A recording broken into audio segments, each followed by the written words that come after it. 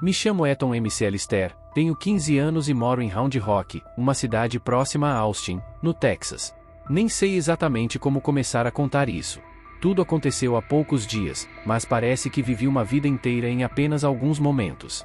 Não sei se alguém vai acreditar no que vou dizer. Talvez pensem que estou delirando, que bati minha cabeça ou que estou inventando tudo por conta do choque. Mas o que presenciei, o que me foi mostrado, não poderia ficar guardado só para mim. É algo muito maior do que eu, muito maior. Era noite do dia 3 de julho. O clima estava estranho durante o dia todo, mas ninguém estava preparado para o que veio depois. Eu estava em casa com minha mãe e minha irmãzinha, Emily. Meu pai havia saído para trabalhar no turno da noite na usina. Lembro de olhar pela janela e ver nuvens carregadas, como se o céu fosse rasgar ao meio.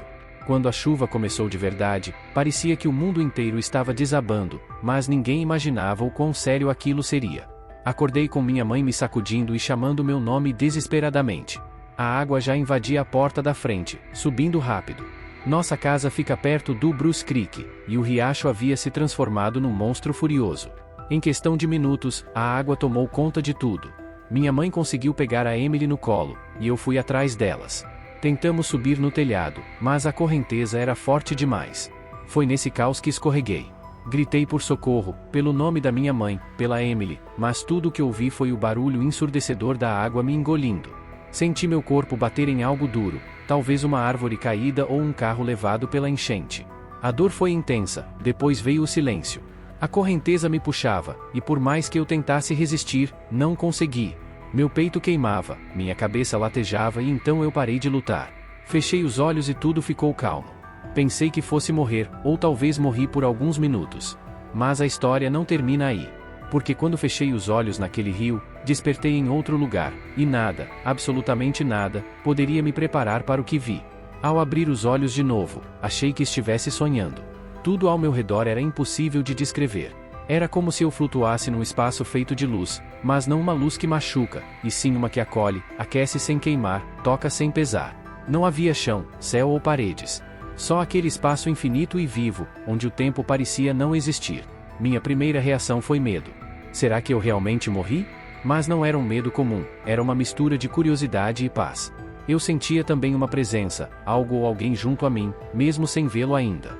E então ele apareceu. Não sei explicar bem, mas naquele instante soube que era Jesus. Não como nas imagens da igreja ou nos filmes, não uma figura comum, mas uma presença pura, cheia de amor, tão forte e ao mesmo tempo serena, que me derreteu por dentro. Meus joelhos falharam e comecei a chorar, não de tristeza, mas por sentir um amor tão imenso que parecia me refazer. Ele se aproximou, mas não andava, parecia mover-se com o próprio espaço. Seus olhos brilhavam como estrelas antigas, cheios de verdade. Ele me chamou pelo nome, Eton. E naquele instante, eu entendi que ele me conhecia desde sempre. Não só o que fiz, mas os pensamentos mais secretos, medos nunca revelados, sonhos esquecidos. Ele sabia tudo. Quis perguntar tantas coisas, mas não consegui. Minha boca não se mexia, só meu coração gritava, e ele respondeu sem eu falar: "Você ainda não terminou." Naquele momento, não entendi direito. Foi então que tudo ao redor começou a mudar. A luz deu lugar a imagens, não como se eu assistisse a um filme, mas como se eu fosse lançado dentro delas. Vi cidades, países, oceanos, e a terra se transformando. Vi o que ainda está por vir. Antes de mostrar mais, Jesus disse: "Você vai voltar, mas vai lembrar e contar. O que viu já começou." As palavras ficaram marcadas em mim como fogo.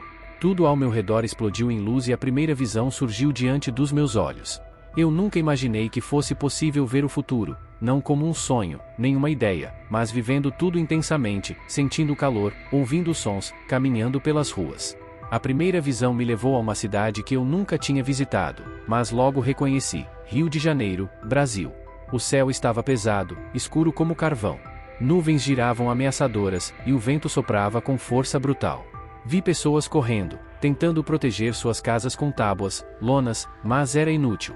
Uma gigantesca parede de água avançava do horizonte, como se o oceano decidisse engolir a terra. Vi bairros inteiros sendo tragados, prédios desmoronando, crianças arrastadas pela correnteza, o choro, os gritos, os pedidos de ajuda. Tudo tão real, tão desesperador, que quis fechar os olhos, fugir dali, mas não podia. Era como se fosse obrigado a assistir.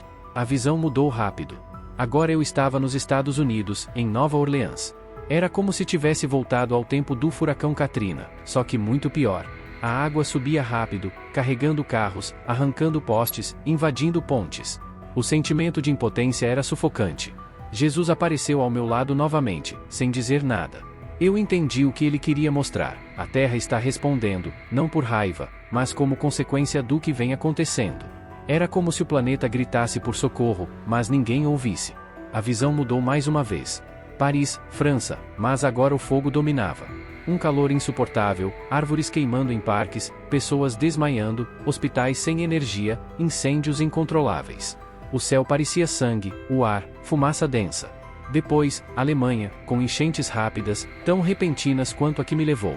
Pessoas presas no metrô, nos túneis.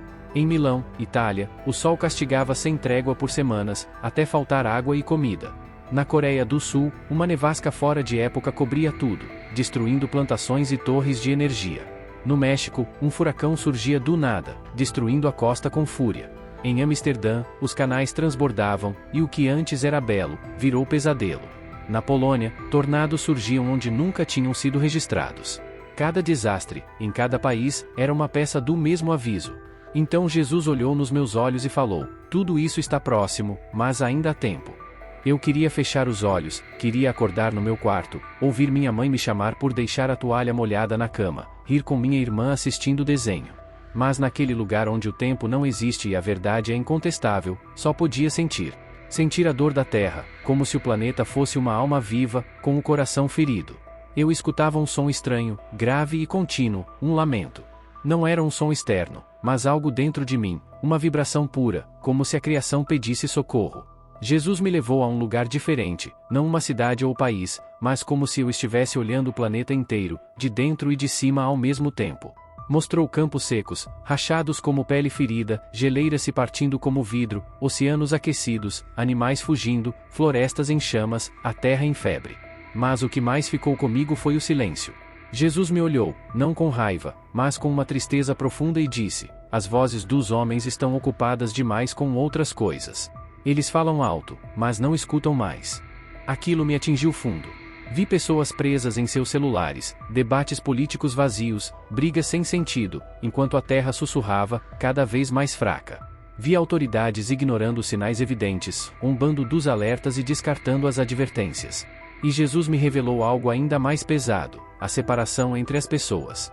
Vi gente negando a existência de Deus, enquanto clamavam por salvação em meio ao caos. Encontrei cristãos de nome que falavam dele, mas não o conheciam de verdade. E também vi pessoas simples, humildes, que sem sequer perceber, estavam mais próximas de Jesus do que muitos que se intitulavam santos. A terra estava tentando enviar um recado.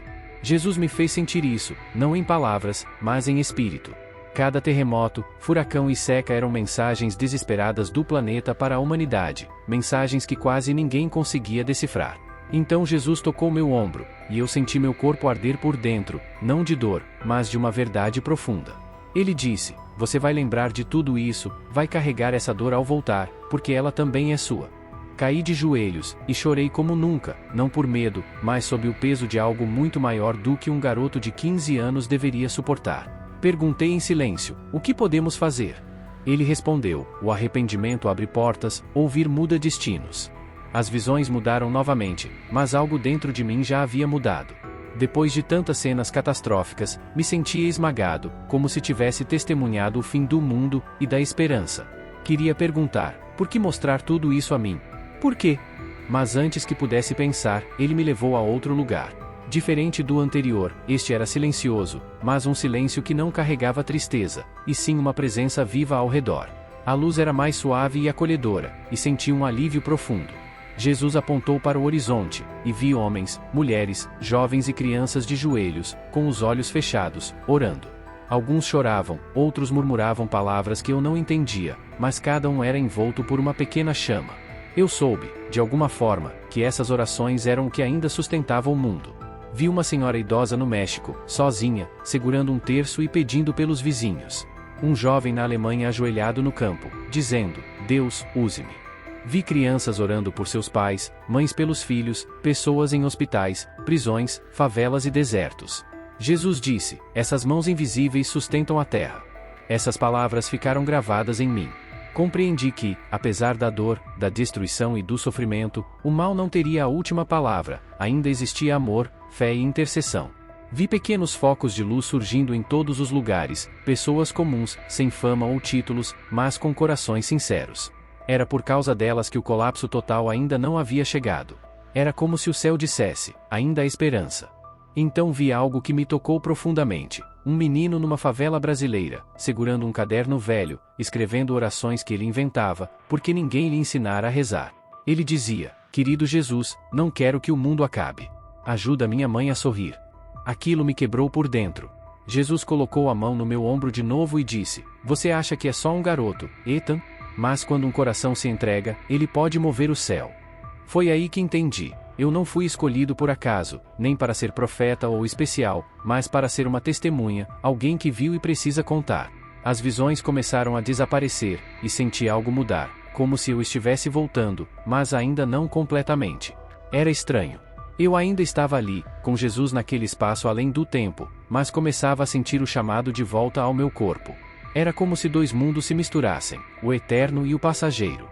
De um lado, a presença inabalável dele. Do outro, sons, vozes humanas, algo pulsando. Jesus olhou para mim com um olhar que parecia atravessar minha alma e disse algo que me congelou por dentro: você verá ainda mais, mas agora precisa voltar. Meu coração gritou: não, por favor, me deixa aqui. Eu me sentia tão em paz, protegido. Tudo fazia sentido lá. Aqui só havia dor.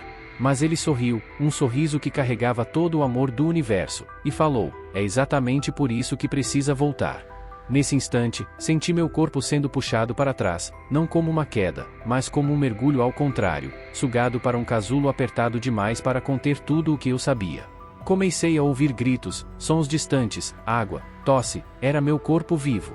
A dor voltou com força, ardor no peito, pulmões queimando, cabeça latejando. Alguém chamava meu nome: Ethan, Ethan, fica comigo. Outra voz dizia: ele está voltando. Continua, continua.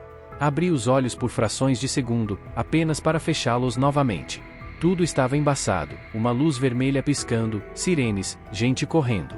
Era como acordar de um coma no meio de um terremoto. A vida me puxava com força, e só conseguia pensar: eu vi tudo.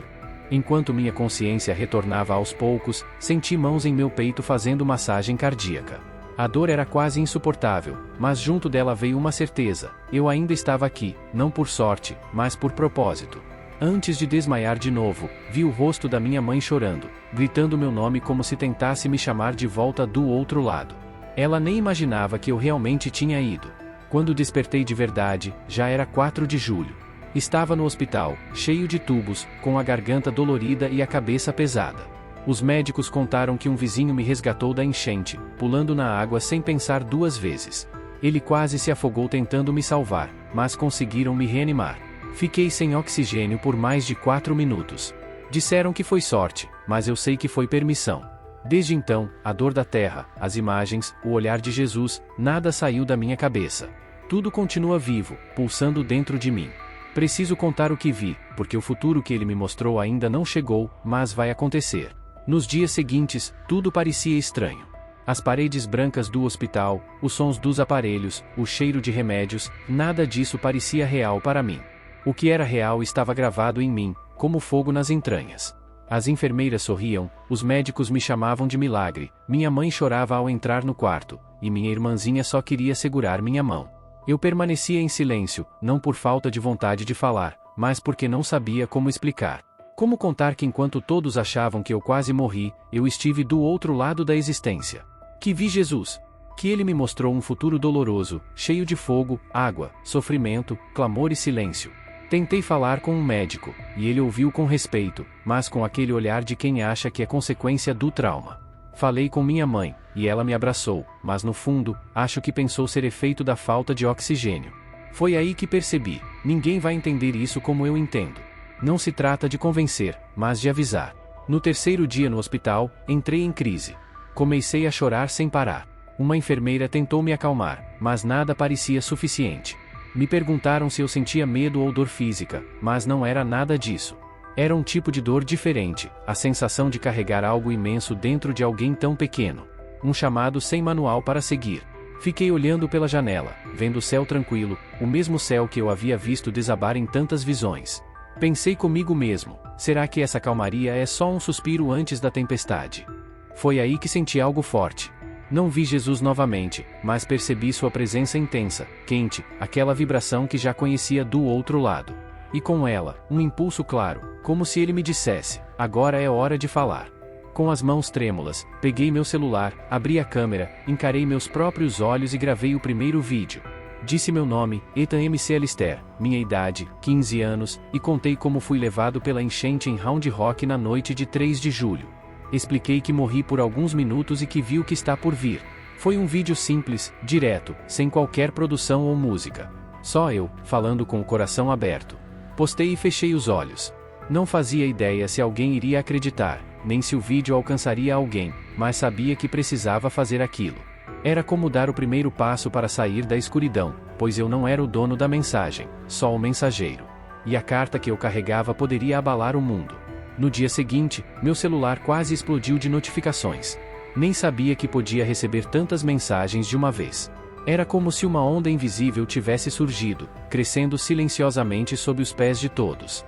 Amigos da escola, moradores da cidade, desconhecidos de todo o planeta, enviando comentários, pedidos, orações, críticas e apoio, tudo misturado. Alguns me chamavam de mentiroso, outros diziam que eu era um escolhido. Teve gente que sugeriu até que eu precisava de ajuda psicológica, mas o que me marcou mesmo foram as inúmeras mensagens de pessoas que disseram: eu também tive visões, sonhos ou pressentimentos que ninguém acreditou. Foi então que percebi que eu não estava sozinho, eu era apenas um dos primeiros a falar. Uma mulher da Polônia contou que sonhou com uma enchente, parecida com a que eu vi em Paris, mesmo sem nunca ter saído do país. Um garoto da Coreia relatou sonhos com neve cobrindo a cidade fora de época, exatamente como Jesus havia me mostrado. Uma pastora brasileira sentiu em suas orações que o país enfrentaria uma provação pelas águas. Tudo isso antes de qualquer um desses eventos acontecer. Senti um calafrio, não de medo, mas de reverência, como se cada relato confirmasse que eu não deveria guardar tudo aquilo para mim. Mostrei tudo isso para minha mãe, incluindo as mensagens. Pela primeira vez, ela me olhou com uma mistura de surpresa e fé. Sentou-se na beira da cama, segurou minha mão e disse: se tudo isso é verdade, Ethan, você tem uma grande responsabilidade. Essas palavras ficaram martelando na minha mente. Não se tratava apenas de um vídeo viral, mas de continuar falando, mesmo que ninguém escutasse. De estar pronto para ser mal interpretado, desacreditado ou ridicularizado, tudo por amor à verdade. Naquela noite já em casa, tentei dormir, mas a presença dele voltou. Não vi Jesus de novo, mas uma luz suave, dourada, me envolveu como um abraço eterno. Fechei os olhos e senti uma paz profunda, igual a que experimentei com ele. Uma frase se queimou no meu peito, sem que uma voz precisasse falar: você está fazendo o que deve. Era a confirmação que eu precisava, a paz que só vem do céu. Levantei-me, fui até a sala, peguei meu caderno de anotações e comecei a registrar tudo, cada país, cada imagem, cada palavra das visões. Entendi naquele momento, que meu papel não era prever o futuro, mas preparar as pessoas para ele. Mal sabia o que ainda estava por vir. Desde que voltei do hospital, minha vida tem sido como andar na beira de um abismo invisível. É estranho viver entre duas realidades, a que as pessoas conhecem e a que eu vi. O céu, as ruas, as conversas parecem normais, mas algo no ar está tenso, invisível, difícil de explicar. Dentro de mim, tudo pulsa, como se o tempo estivesse encurtando e cada segundo fosse precioso. É como ouvir um trovão distante e saber que ele está chegando. Minha mãe mudou. Ela ora mais, lê a Bíblia toda noite e me olha com uma mistura de medo e respeito, tentando entender quem eu me tornei. Continuo sendo o mesmo Ethan, o garoto que esquece de tirar o lixo e adora pizza com muito queijo. Mas também sou alguém que viu Jesus e o que está por vir, e isso transforma tudo. Hoje conto esse testemunho porque sei que o que vi ainda não aconteceu, mas vai acontecer. Não importa se amanhã, na próxima semana ou depois, sinto isso em cada fibra do meu ser. O mais difícil é perceber que ninguém está preparado. As pessoas estão distraídas com redes sociais, política e discussões vazias, enquanto a terra grita, o céu se movimenta e o espírito tenta despertar corações adormecidos. Isso me corta por dentro, essa urgência que ninguém sente. Não quero ser famoso nem o garoto que viu o futuro. Só quero que as pessoas ouçam, olhem para o céu, para a terra, para seus filhos, e se perguntem: estamos prontos? Porque ninguém está preparado para perder tudo de repente. E a preparação verdadeira não é física, mas espiritual. Jesus não apareceu de novo, mas sua lembrança nunca me abandona. Às vezes, no silêncio da madrugada, sinto como se ele estivesse ao meu lado. E me pergunto, cumpri o que ele me pediu? Uma paz me invade, a mesma paz que ele me deu quando disse, você vai lembrar e precisa contar. Então é isso que estou fazendo, contando. Se você está assistindo a este vídeo, por favor, não ignore. Não ache que é exagero ou fantasia. Eu sou apenas um garoto que morreu por alguns minutos e viu algo que muitos vão desejar não ter ignorado. A última visão que ele me mostrou antes de me trazer de volta foi o rosto de uma criança olhando para o céu com olhos cheios de luz. E uma frase ecoou: nem tudo está perdido, se vocês ouvirem agora. Eu estou aqui, gritando em silêncio, tentando fazer o mundo escutar. Hoje, 10 de julho, estou deitado no meu quarto, com a janela aberta, sentindo o vento passar suave. Mas não consigo deixar de pensar em como tudo pode mudar num instante, uma virada no céu, um rugido da terra, uma lágrima da natureza caindo com força sobre cidades inteiras. Agora sei que o mundo não é tão sólido quanto parece, e que o futuro já começou a se revelar no presente. Desde essa experiência, vivo entre dois mundos. Lá fora, as pessoas seguem suas rotinas, fazem compras, trabalham, discutem política, planejam férias. Mas aqui dentro, no meu peito, algo está em constante movimento, uma lembrança viva e um peso suave que me fazem lembrar. Você viu? Você precisa falar. Às vezes me pergunto, por que eu? Por que um garoto comum de Round Rock, Texas? Não sou santo, nem gênio, nem alguém especial. Talvez seja justamente por isso. Se até um garoto comum consegue ver, então qualquer um pode ouvir. Hoje abri meu caderno de novo e anotei mais detalhes, desenhos, rostos que apareceram nas visões. Uma frase me acordou no meio da noite. Quando os primeiros ventos sopraram, muitos se lembrarão do que ignoraram. Ainda não sei se tudo vai acontecer exatamente como vi, mas sei que está a caminho. E sei que Jesus não me mostrou tudo isso para causar medo. Ele fez isso por amor, porque o céu ainda está aberto, porque ainda há tempo. Talvez o que está por vir seja o começo de uma transformação, não só da terra, mas dos corações. Talvez tudo precise estremecer para que as raízes se aprofundem de novo. Talvez a dor seja um alerta que, se escutado, pode virar cura. Acho que é isso que ele queria que eu entendesse. O vídeo que postei já ultrapassou 1 milhão de visualizações. Muitos me chamam de louco, outros dizem que sou um garoto traumatizado.